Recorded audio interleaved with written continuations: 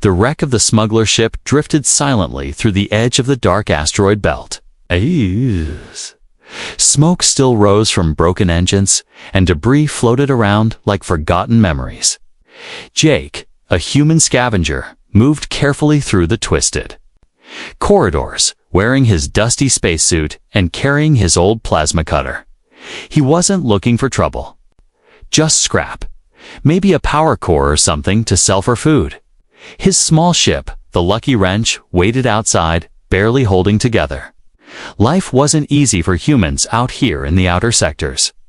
But Jake survived by staying quiet, taking only what he needed and never asking questions.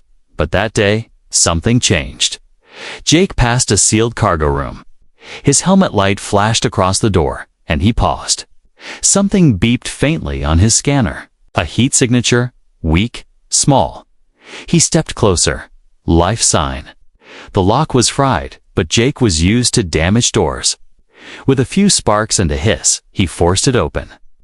The smell hit him: burned wires, spilled chemicals, and something. Living dot in the far corner of the room was a crate. Not a big one, just large enough for a dog. It had bars like a cage, and inside was her, a tiny alien girl. Thin, shaking, barely clothed. Her skin was a pale shimmer of violet blue.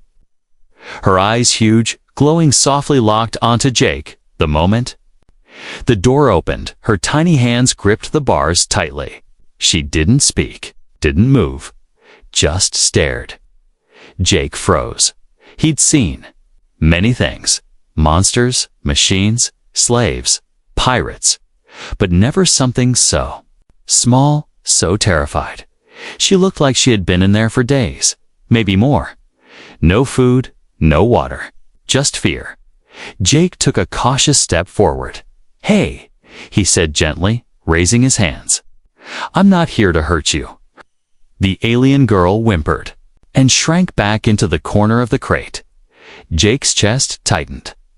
She looked like a child, maybe no older than 5 if she were human, but clearly she wasn't. Still, she was alive. He looked around. There was no one else. No guards. Owners, no crew. Just a dead ship and one forgotten life. He should have walked away. He really should have, but he didn't. Carefully, Jake kneeled beside the crate and pulled out a water pack from his belt. He held it up. "Water. You want some?" She didn't move. He slowly placed it near the bars and backed away. After a moment, her tiny hand reached out, shaking, and snatched the pouch. She drank like she hadn't had a drop in days. The sound of her swallowing echoed in the empty cargo room. Jake felt something twist inside his heart. She was just a scared little thing. When she finished, she looked at him again, still wary. Still silent. Jake sighed. "All right," he whispered. "I can't leave you here." He used his plasma cutter to melt the lock. As the crate opened with a soft hiss, the girl didn't move. She stared at him, frozen. Jake reached out his hand. "Come on, kid, you're safe now." For a long moment, nothing happened. Then, slowly, carefully, she crawled forward. Her steps were weak, like she'd forgotten how to walk. When she got close, she stopped, looked up at him, and clutched his boot. Jake felt her fingers grip tightly. Trembling, it was like she was begging him without words. "Please don't leave me."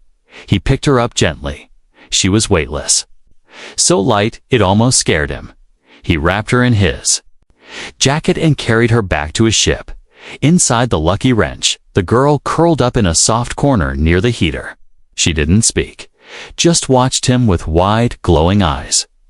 Jake gave her some food, paste and water. She only ate a little before falling asleep.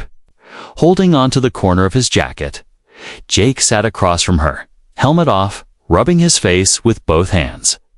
"What the hell am I doing?" he whispered. He didn't know her species. Didn't know if she was dangerous. Didn't even know if someone was looking for her. But one thing was clear. She needed someone. And somehow, she had chosen him. Jake looked at her again. Her tiny body shivered even in sleep. He got up, grabbed a blanket, and gently placed it over her. "You're safe now," he whispered, more to himself than her. "I promise." But deep in space, promises are hard to keep. And as his ship drifted into the black, somewhere far behind them, a silent tracker activated. Inside the broken crate, someone knew she was gone, and they were coming. Jake didn't sleep much that night. Every time he closed his eyes, he imagined that tiny creature curled up in the corner of his ship, still trembling, still silent, still scared. He'd checked her vitals using a basic medical scanner. No injuries, no illness, but also no data. His scanner had never seen a species like hers before. She was unknown. Morning came slow in space. There was no sun, only blinking lights and the soft hum of the ship's engine. Jake made coffee from a worn-out machine, then quietly walked over to her side. She was awake. Her big, glowing eyes stared at him from under the blanket. She didn't move. Jake knelt down and smiled gently. "Good morning, little one." She blinked, then slowly sat up, pulling the blanket around her small shoulders like armor. Her hair, if it was hair, looked like soft silk threads, light purple in color. It shimmered faintly when she moved. He placed a food pouch beside her. She sniffed at first. Then, watching him closely, she took tiny bites. Not like a starving animal, or like a scared child. Jake kept his voice low and soft. "You don't have to be afraid. I'm not going to hurt you." Still no reply, no words. But then, she did something. She reached into the small pouch on her waist and took out a shiny crystal stone, blue and round. She held it out toward him with both hands. Jake paused. "A gift." She nodded very slightly. He took it gently. "Thank you. It's beautiful." She blinked again, then looked away, hiding her face in the blanket. A soft, strange sound escaped her lips. Jake didn't know if it was a sob or laughter over the next few days. She began to move around more, carefully. Slowly, she never spoke, but she started watching Jake with more curiosity than fear. She followed him sometimes, staying 3 steps behind. She flinched at loud noises, especially when tools clanged or the combs buzzed, and she never touched the door controls. Not once. It was like she didn't want to leave. Jake tried to talk to her every day, about the stars, about food, about his ship. He even showed her an old music player. She tilted her head when it played a soft tune. Sometimes, when she thought he wasn't looking, she hummed along. He started calling her Nara. It just felt right, but peace never lasts. On the 5th night, Jake heard something strange, a high-pitched noise. He rushed to the cockpit. A scanner drone had passed near his ship, one of the bigger models used by bounty hunters and slavers. It hadn't detected him fully. But when he turned to look for Nara, she was gone. Jake panicked. Nara. No answer. He searched every corner of the ship, calling her name. Nothing. Finally, he opened the storage compartment. Tan found her. She was curled up tight behind a crate.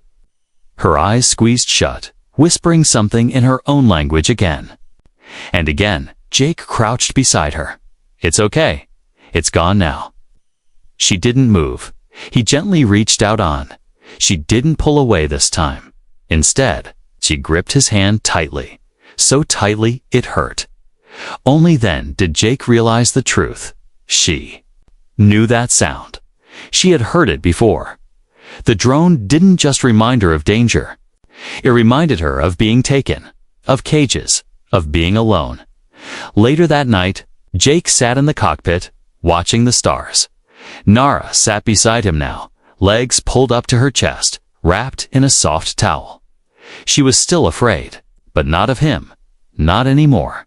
"You heard that drone before, huh?" he said quietly. She nodded once. Did they take you from your home?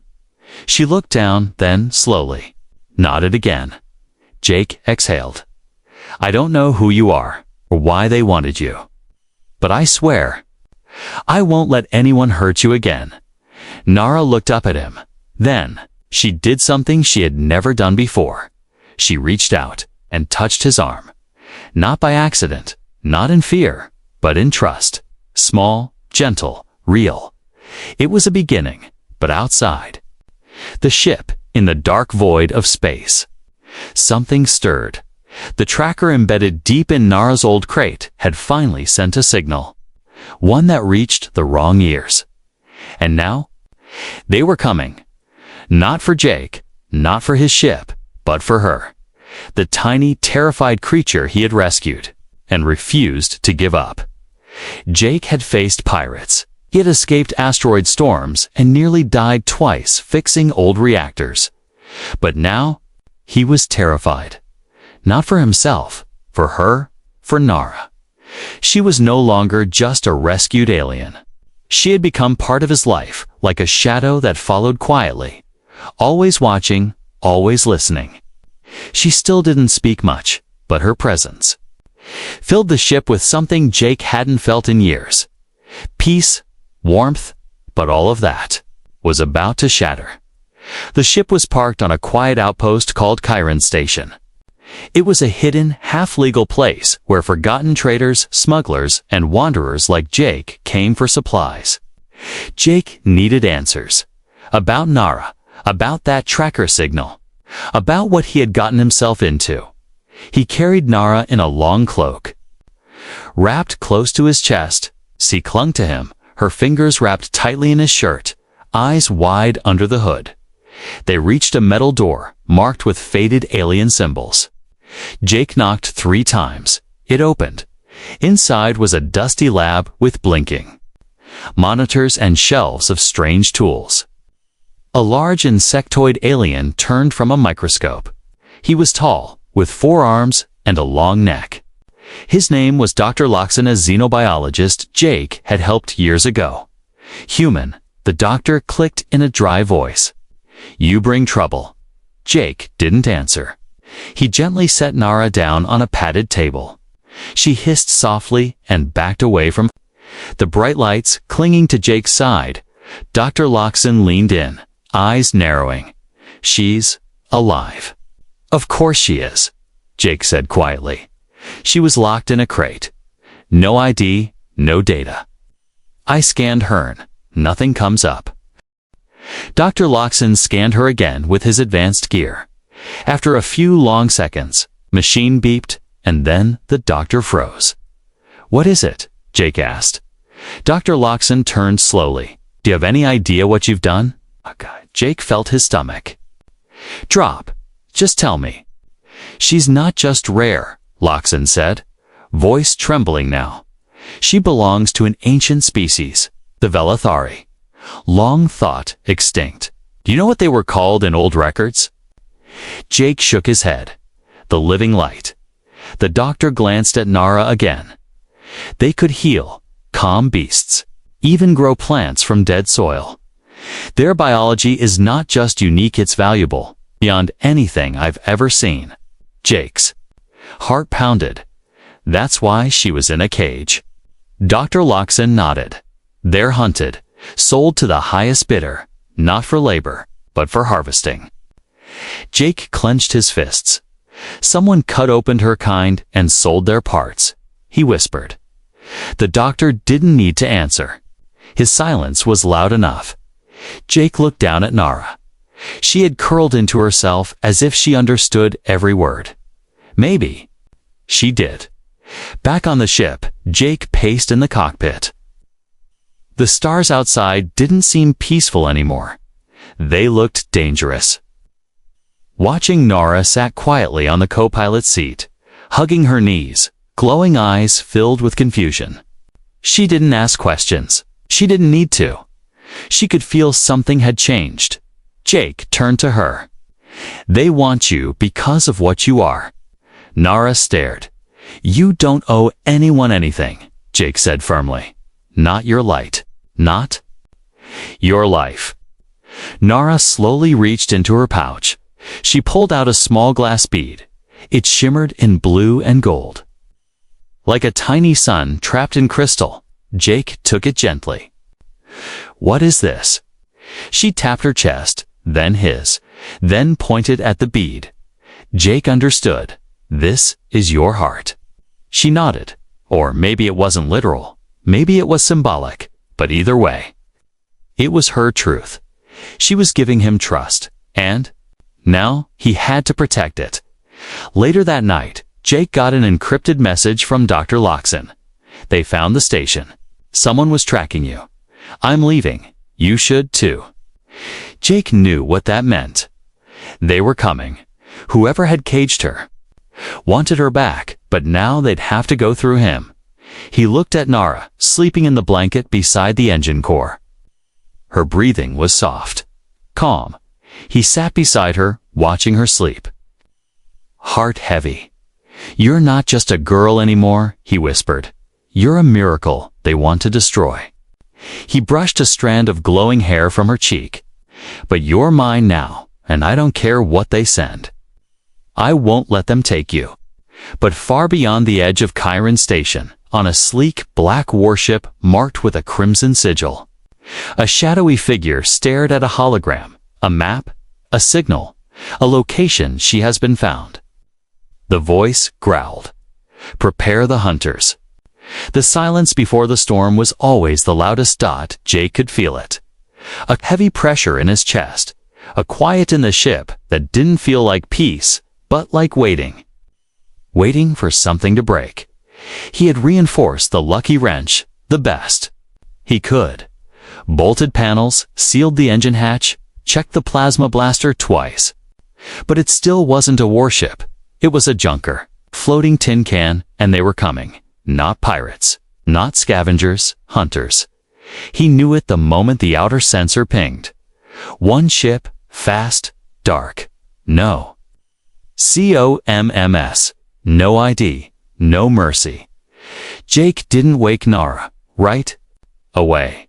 She was curled beside the engine's heat coil, wrapped in his jacket. Her glow dimmed when she slept like a soft star fading into the void. He sat down beside her and whispered, "Time's up, little star." Her eyes opened slowly, calm, as if she already knew. They're here. She didn't flinch. Just sat up and looked at him with those glowing eyes, trusting, quiet, brave in her own way.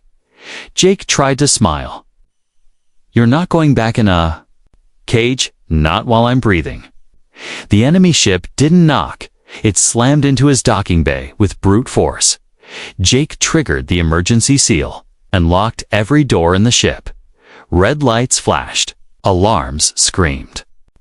Nara stood behind him, her small hand gripping the back of his jacket. "Stay with me," he said, handing her a small stun flare. "Only if it gets bad. Understand?" She nodded once. Jake didn't ask her to run. She had already run too much. The first intruder came through the cargo hatch, a 7-foot-tall armored brute, face hidden behind a metal mask. Pulse rifle in hand. Jake didn't hesitate. He fired. A flash of blue light. The brute crashed into the wall.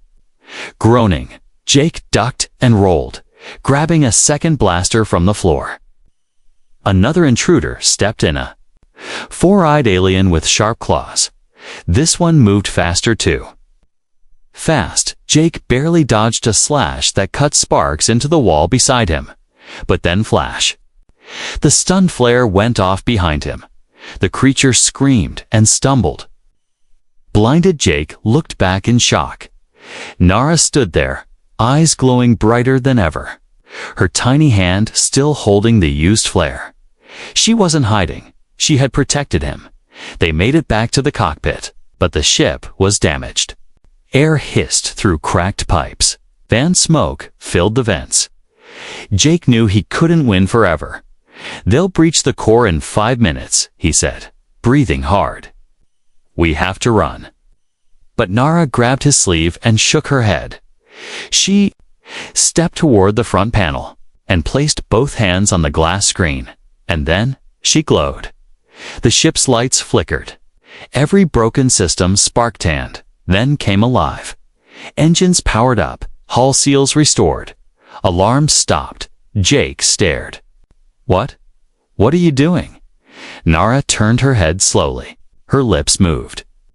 Just 2 words. My gift. She was more than a miracle. She was a power source, a living force, something her people had once used to grow forests, heal oceans, or even save a dying starship.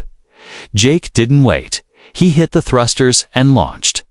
The enemy ship detached, but too late. The lucky wrench shot into space like a comet, cutting through blackness with Nara's light flowing through its metal veins. But they weren't safe yet. The hunters gave chase, and this time, they weren't holding back. Jake piloted through asteroid fields, spinning between rocks the size of cities. His hands shook. His mind raced. He'd never flown this fast. Nara, he shouted. I need your help again. But she had already moved. She sat in the co-pilot seat now, her hands glowing over the controls, not touching, just guiding. The ship turned. Smoother, the engines roared louder. She wasn't just fixing the ship, she was part of it. The enemy closed in one last missile locked onto their tail. Jake had no tricks left. No shields, no weapons. Only one shot. Nara turned toward him. She placed her hand over his and whispered something. It wasn't English, but somehow he understood. She trusted him completely. Jake smiled. Let's fly, little star. He pulled the last maneuver, spinning the ship between 2 giant rocks, and the missile followed. Right into the asteroid wall. Boom. Silence returned. Real silence. They had escaped. For now, after a long moment, Jake let go of the controls. He looked at Nara. She was breathing hard. Her glow was dimming. He gently picked her up, held her against his chest. You saved me, he whispered, voice breaking. I should have protected you, but you protected me. Nara looked up at him, tired but smiling. And for the first time she spoke in English. Just one soft word. Safe. The stars looked quiet again, but peace wasn't real. Not yet, not with Jake bleeding. He had passed out near the engine core, one hand still gripping the side of a broken panel. Blood trickled from a wound in his stomach, hidden during the chaos. He hadn't noticed it at first. The adrenaline, the flying, the fight. It had kept him going. But now the pain had won. His shirt was soaked red. His breathing, shallow. And his voice, silent. Nara stood over him, shaking. She had never seen him like this. Jake, her protector. Her friend, her warmth, was lying still. Too still, she dropped to her knees beside him. Her hands trembled as she touched his face. He was cold.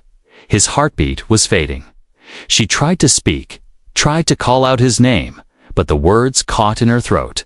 Tears welled in her large, glowing eyes. No, she whispered, then louder. No? She remembered this feeling. She remembered watching her parents fall. She remembered cages, metal walls, watching others fade and vanish, always too small, too helpless, too late. Not this time, not him. Nara reached into her pouch. There was one crystal left, the core crystal of her people, filled with the energy of her ancestors. It wasn't just for power. It was for life. It was sacred, a living piece of her soul. But Jake had given her more than survival. He gave her freedom, safety, kindness, family. She placed the crystal against his chest, and then she closed her eyes. The glow began slowly, soft, like moonlight underwater, then brighter. Her hands lit up as if sunlight flowed through her veins. The ship's lights flickered again, but this time not from damage, but from something ancient awakening. Jake's body rose slightly from the floor. As her light wrapped around him, the bleeding slowed. The color returned to his skin. His chest moved once, twice. Then, he gasped. His eyes opened wide. He was alive, Jake. Sat up, coughing. What the hell? His hand touched his stomach. The wound was gone. Not a scar, not a scratch, just smooth skin and a racing heart.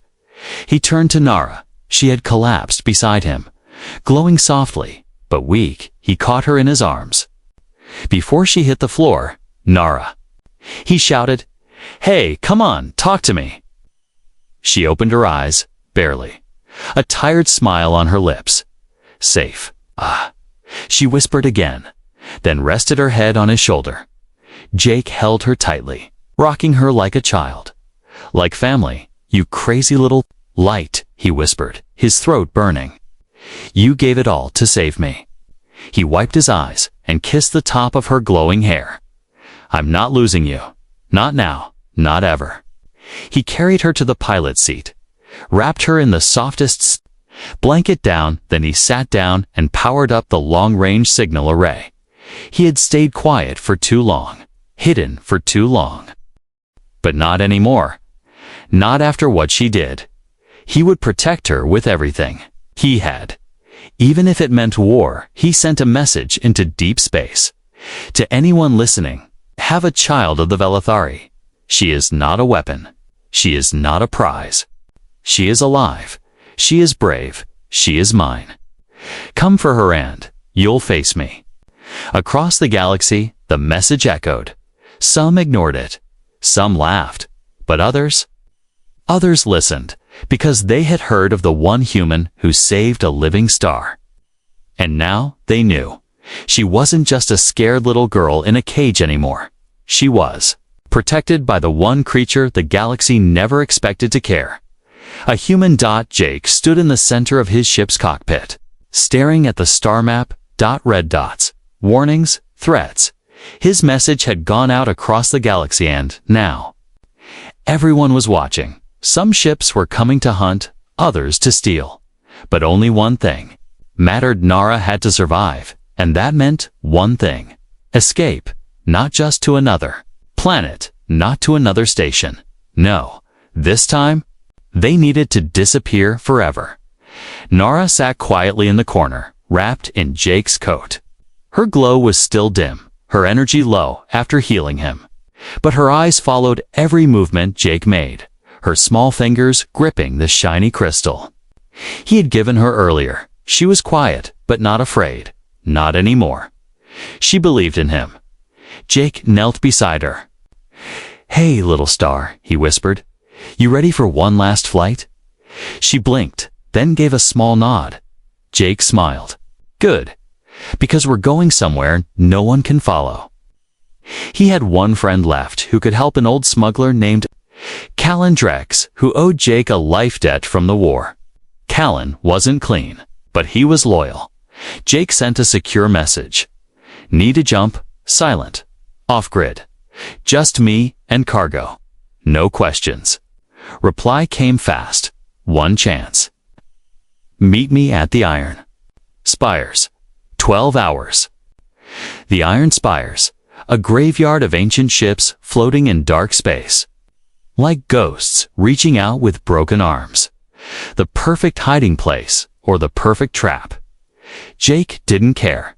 He had no choice. He packed light, only fuel, rations, weapons. And Nara. She sat in the co-pilot seat again, legs folded, eyes locked on the stars outside. "Can you fly if something happens to me?" Jake joked. She didn't laugh. She just looked at him and placed her hand over his. No words, just warmth. And Jake understood she wasn't going to let him face this alone. As they reached the Iron Spires, a cold silence filled the ship. Massive. Dead ships floated in zero gravity. Some were centuries old. Some still had air in their rusting hulls. It was like flying through a graveyard. Jake scanned the zone. One signal blinked. It was Callan's ship, a beast of metal and boosters. Half legal, fully dangerous. Jake docked beside it. Callan appeared on screen. A thick-bearded human with robotic eyes and a crooked grin. "You look like space trash, Jake," he said. Jake smiled. "Missed you too. Where's this cargo you're protecting?" Jake turned the camera to Nara. For once, Callan's mouth didn't move. He leaned in. Closer. "That's a Velithari, isn't it?" Jake said nothing. Callan cursed. "You realize the bounty on her is enough to buy 10 planets." Jake's voice was firm. "I don't want money. I want out." Callan sighed. "You're insane." "But..." "Fine. My ship's ready. One hyperslip pod. Off-grid, untraceable. Only one way in, no way back." Jake looked at Nara. She nodded as they prepared to move her to the pod. Jake noticed something. Nara stopped walking. Her eyes widened. She turned toward the iron spires. "What is it?" Jake asked. She pointed toward a shattered ship nearby. The ruins of an old colony cruiser. And suddenly, her glow flickered. She stepped toward the window. Then she whispered, "Home." Jake blinked. "What did you say?" Nara touched the glass. Her voice was clear this time. "My kind were taken." From that ship? Jake's breath caught. She remembered. This wasn't just any escape. This was where she had been taken from, where her pain began, where her family was lost. Jake turned to Callan. "We're going in." "What? Are you nuts? That place is falling apart." Jake didn't hesitate. "She needs to go back, even for 1 minute." "I won't deny her that," Callan groaned. "You've gone soft, soldier." Jake smiled. "Maybe, but only for her." Inside the ruined colony cruiser, Nara walked slowly through dusty halls. Her fingers brushed over broken walls, cracked floors, forgotten lights. She stopped near a door and placed her hand on it. It opened with a weak hiss. Inside, 2 small cryo dashpods empty. One of them had claw marks on the inside. She fell to her knees. Tears fell. Jake knelt beside her. "I'm sorry," he whispered. But Nara did something unexpected. She smiled. Through the tears, she wasn't crying because it hurt. She was crying because she had made it back, because she had survived, because now she wasn't alone anymore. They returned to Callan's ship. Jake placed Nara inside the hyperslip pod safe, sealed and waiting to launch. Callan looked at him. "You're not going with her." Jake shook his head. "If I go, they'll follow. I'll draw them away. You get her out." Callan hesitated. "You trust me?" Jake nodded. "She does." "That's enough for me." Callan saluted. "You're a madman." Jake laughed. "I know." As the pod launched into deep, silent space, Nara watched through the window. Jake stood on the ship's hull, holding a blaster.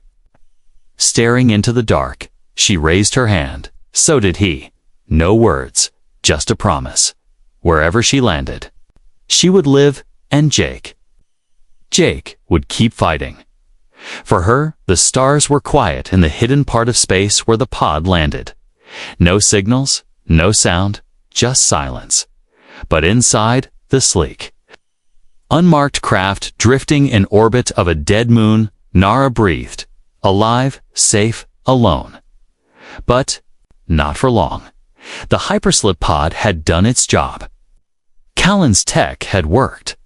Nara had escaped the hunters. Jake had stayed behind to mislead them, to buy her time. That was 3 days ago. She hadn't seen him since, and she couldn't feel him anymore. Her glow flickered low. She curled in the corner of the small ship, holding the crystal Jake had given her, the one she had returned to him once. The one now returned to her again. Her people had been taken, her family lost, but Jake had made her feel like she wasn't broken anymore. He made her feel worth saving. And now, she would return the gift, even if she had to cross the galaxy to do it. Nara stood up, her eyes no longer just soft and glowing but steady. Focused, she moved to the control panel. Tiny hands danced across alien buttons. She had learned enough. Watching Jake, enough to navigate, enough to find him. She opened the long-range memory bank, found the tracker. Jake had used Dothair, his last signal. It had gone dark near a system called Dressel Verge, a known dead zone. She knew what that meant. They caught him, or worse, but fear didn't stop her. Anymore, not after everything, not after him. She set a course. Meanwhile, in the shadows of the Dressel Verge, Jake hung in a cold prison cell aboard a black-flagged warship, bruised, burned, but alive, barely. A tall alien stood outside his cell, wearing a red-marked uniform and holding a glowing rod. She was ours. He hissed. Do you know what her body can do for our kind? What her energy sells for? Jake spat blood. She's not a product. She's a person. The alien snarled. We'll find her. You can't protect her forever. Jake smiled through the pain. I don't need to. The alien leaned in. Why not? Jake looked him in the eyes. Because now, she protects herself. Back in space, Nara approached the warship alone, tiny, unarmed. But glowing, she stood atop her stolen pod as it hovered near the warship's hull. The enemy scanners couldn't lock on. Her energy confused their systems too pure. Too unique, they thought she was a glitch, until she placed her hands on the metal, and it melted, not with heat, but with her light. The warship's armor, thick as stone, crumbled like paper under her fingers. Inside, alarms screamed. She's here. Seal the gates. Open fire. But they were already too late. She walked inside the ship like a ghost, glowing. Footsteps, doors opened by themselves as her energy reached into the circuits. Guards fired at her. Bullets slowed. Lasers dimmed, one by one. They dropped their weapons, not because of fear, because of something else, a feeling they couldn't explain. Peace, forgiveness, hope. She reached Jake's cell. He looked up, eyes wide. Nara. She smiled and broke the lock without touching it. Jake fell into her arms, weak but breathing. You came back, he whispered. She nodded and hugged him tight. Then, glowing brighter than ever, she pressed her forehead to his hand in one burst of light. They vanished. Later in a secret forest world, untouched by machines. Jake woke up on soft moss beneath strange trees. Birds chirped above, and nearby, Nara sat with 3 other tiny glowing beings. Her kind survivors, children she had found them. Called them, saved them. Jake sat up slowly. Nara turned and smiled at him. She ran over and took his hand. He looked at the new forest. The light, the safety, you did it, he said, amazed. You really brought them back. Nara squeezed his hand and said softly, no more cages. Jake nodded. Double quotes, no more fear. She looked into his eyes and whispered, because you saved me first. Right. Day, a tiny, terrified alien girl who once couldn't speak a word, became the light that would rebuild her people, not as a weapon, not as a prize, but as a savior. All because one human didn't look at her with fear, but with kindness.